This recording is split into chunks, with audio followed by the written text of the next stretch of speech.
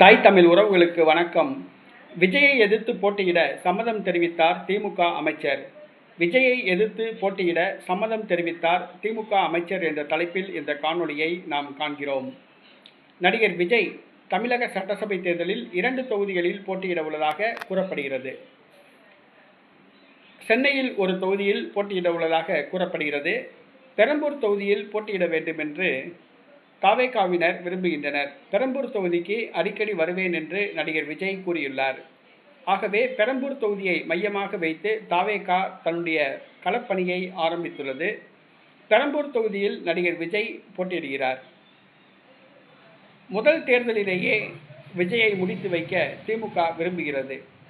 முதல் தேர்தலில் விஜய்க்கு கடுமையான போட்டி கொடுக்க திமுக நினைக்கிறது. கடுமையான போட்டி கொடுப்பதன் மூலமாக விஜயின் சுற்றுப்பயணத்தை தடுத்து நிறுத்தலாம் என்று திமுக திட்டம் போட்டுள்ளது. அதற்காக நடிகர் விஜயை எதிர்த்து ஒரு சரியான வேட்பாளரை நிறுத்த வேண்டும் என்று ஆலோசித்தது. இறுதியாக நடிகர் விஜய் அவர்களை எதிர்த்து திமுக அமைச்சர் ஒருவரை நிறுத்த திமுக முடிவு செய்துள்ளது. ஆம், தமிழக இந்து சமய அறநிலையத்துறை அமைச்சர் சேகர் பாபு. இவர் அதிமுகவில் சட்டமன்ற உறுப்பினராக இருந்தவர். செல்வி ஜெயலலிதாவால் தூக்கி வீசப்பட்டவர். திமுகவிற்கு வந்தார். சட்டமன்ற உறுப்பினராகி அமைச்சரானார். தற்பொழுது துறைமுகம் தொகுதி சட்டசபை உறுப்பினராக உள்ளார். தற்பொழுது துறைமுகம் தொகுதியில் அவருக்கு எதிர்ப்பு அதிகமாகியுள்ளது. ஆகவே வில்லிவாக்கம் தொகுதியில் போட்டியிடலாம் என்று திட்டமிட்டுள்ளார். இந்த சூழ்நிலையில் பெரம்பூர் தொகுதியில் சேகர் பாபுவை நிறுத்த திமுக முடிவு செய்துள்ளது.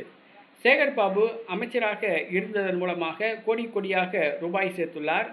ஆகவே பெரம்பூர் தொகுதியில் காசை தண்ணியாக செலவழிப்பார். விஜய்க்கு கடுமையான போட்டி கொடுப்பார் என்று திமுக திட்டம் போட்டுள்ளது. ஆகவே விஜய்க்கு கடுமையான போட்டி கொடுக்க சரியான ஆள் சேகர் பாபு என திமுக முடிவு செய்துள்ளது. ஆகவே வருகிற சட்டசபை தேர்தலில் பெரம்பூர் தொகுதியில் நடிகர் விஜய் போட்டியிட்டால் அவரை எதிர்த்து இந்து சமய அறநிலையத்துறை அமைச்சர் சேகர் பாபுவை நிறுத்த திமுக திட்டமிட்டுள்ளது. சேகர் பாபு அவர்கள் தமிழர் கிடையாது, தெலுங்கர் என்பது குறிப்பிடத்தக்கது.